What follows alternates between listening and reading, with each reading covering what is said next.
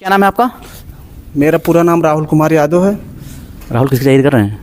इस समय मौके पे उत्तर प्रदेश पुलिस का चल रहा है। मौके पे मतलब कि अगर वैकेंसी चली गई, एग्जाम हो गया, फिर दूसरी तैयारी? नहीं नहीं, मौके पे जो हमारा स्टार्टिंग था वो सेना में जाने का सपना था हमारा। जो फिर 23 साल जब हमारी उम्र बीत गई तो हम 4 बार लगभग दौड़े थे। एक बार हमारा 2018 में निकला था, मेडिकल में हम छट गए थे। उसके बाद 2018 में वैकेंसी पुलिस की भी आई थी, उसमें हम बैठे थे और एग्ज़ाम दिए थे। हमारा 10 नंबर से रह गया था उसमें फाइनल मेरिट में, और इसीलिए हम लगे रहे थे। लेकिन मेरा सपना था जब आर्मी में छटे, मैं स्टार्टिंग में यही सोच रहा था कि जब भी मैं कोई चीज़ अपने अंदर सोचूं कि मैं जनता के बीच में ज़्यादा ऐसा कोई कार्य करूं जो मेरा नाम है या मेरे पिताजी का नाम है। मैं ऐसे स्टार्टिंग से मेरा एक सपना ही था, तो मैं पीसीएस लेवल की तैयारी करना शुरू कर दिया। लेकिन मौके वैकेंसी आई, घर की स्थिति देखते हुए मैं सोचा कि छोटे ही पोस्ट मुझे पहले यूपी उत्तर प्रदेश पुलिस में पूरी तरीके से प्रयास कर रहा हूँ, पढ़ रहा हूँ कि इस बार मेरा सिलेक्शन हो जाए।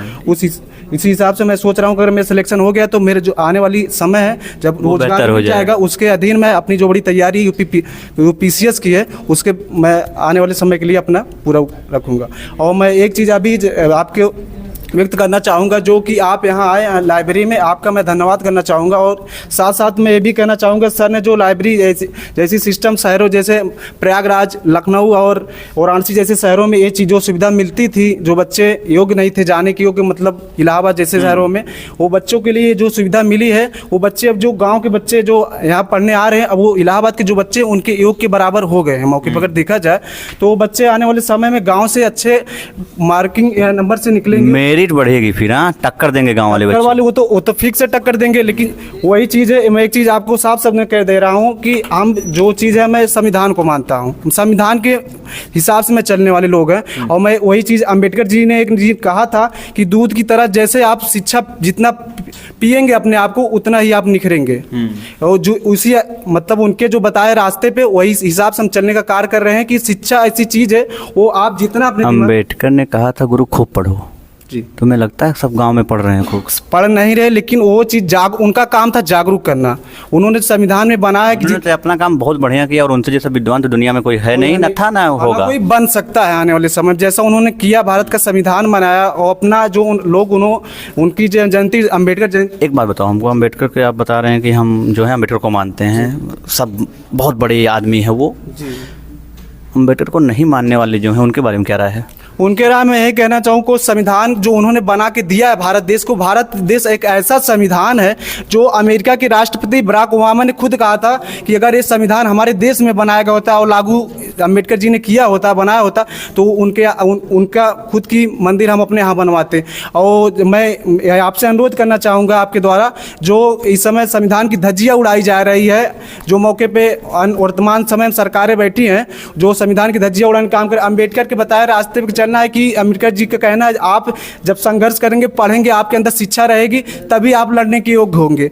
जब आप शिक्षा से वंचित रहेंगे तो आप लड़ नहीं पाएंगे, अपना अधिकार, अपना हक मांग नहीं कभी नहीं पाएंगे।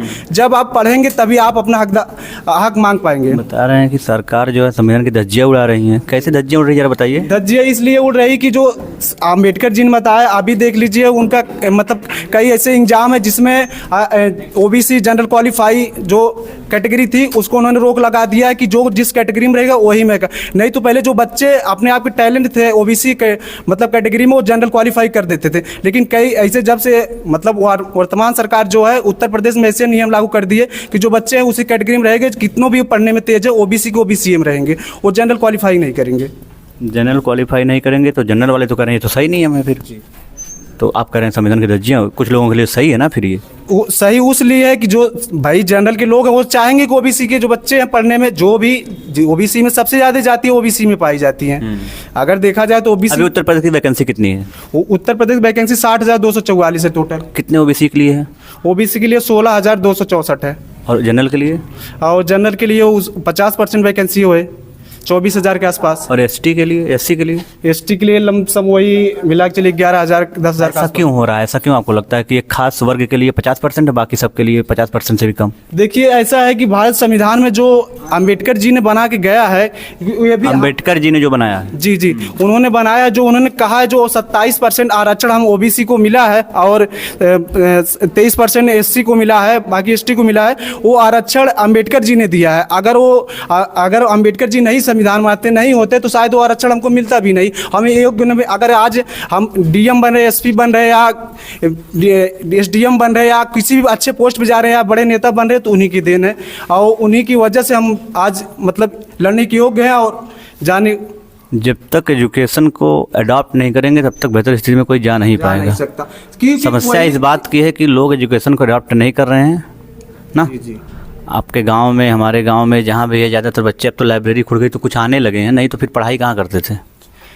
पढ़ाई वही बच्चे, जैसे मैं आपसे पहले कह दिया ना कि जो बच्चे योग्य नहीं थे, जैसे जिसके माता पिता योग्य नहीं थे बच्चों को प्रयागराज और लखनऊ जैसे बड़े शहरों में भेजने के लिए, वो बच्चे चाह के भी नहीं पढ़ पा रहे थे। जैसे घर अगर कोई पढ़ रहा है तो घर वो जरूर डिस्टर्ब करेंगे, लेकिन यहाँ हम लोग आ रहे हैं, पढ़ रहे हैं। कितने घंटे आप आते हैं पढ़ने के लिए? लमसम हम मैक्सिमम 12 घंटे के आसपास रहना चाह रहे हैं और मौके पे 8-9 से कितने बजे आते हैं? मान चलिए थोड़ा आज समय जो हमारा सही नहीं था, कल कहीं अरे कितने बजे आते हैं महाराज? 9 बजे के आसपास यहाँ आ जाते हैं। और कितने बजे जाते हैं? 7 बजे जाते हैं। 7 बजे जाते हैं। पढ़ाई तो ठीक चल रही है फिर गुरु? हाँ जी राहुल नाम आपने बताया? जी राहुल कुमार यादव। राहुल कुमार यादव। सरकार से भाई नाराज लग रहे हो काफ़ी? नाराज हम इसलिए लग रहे हैं कि आप जो तुम क्या चाहते हो, कौन सी सरकार आए? सरकार देखिए कोई आए, हमको इससे लेना देना नहीं हो, चाहे कोई भी पार्टी बेस पे हम बात नहीं करें। हम भी बात कर रहे हैं कोई भी गवर्नमेंट आए वो शिक्षा पे काम करे। तुम्हें लगता है कि कोई शिक्षा पे काम किया आज तक? शिक्षा रोजगार अगर देखा जाए तो मैं दूसरे स्टेट की बात कर ले रहा हूँ, बिहार सरकार में देख लीजिए, मतलब वहाँ 2 महीने के अंदर 2 लाख शिक्षक भर्ती हुई है। तो अगर वही चीज़ बिहार का तो कांड हो गया फिर। हाँ वो तो हम देखे कल के न्यूज में, वो नीतीश कुमार फिर एनडीए से गठबंधन कर लिए, वो चीज़ की बात वो उनके भाई। शिक्षा जरूरी है, उसके साथ साथ रोजगार जरूरी है। जी सबसे पहले शिक्षा अगर आपके अंदर रहेगा तो आप लड़ेंगे और रोजगार आपको अपने आप मिलेगा, आपके टैलेंट के ऊपर आपको रोजगार मिलेगा। क्योंकि शिक्षा ऐसी चीज़ है कि हमको अच्छे पोजीशन में खड़ी करती है, बेहतर स्थिति में खड़ी करेगी।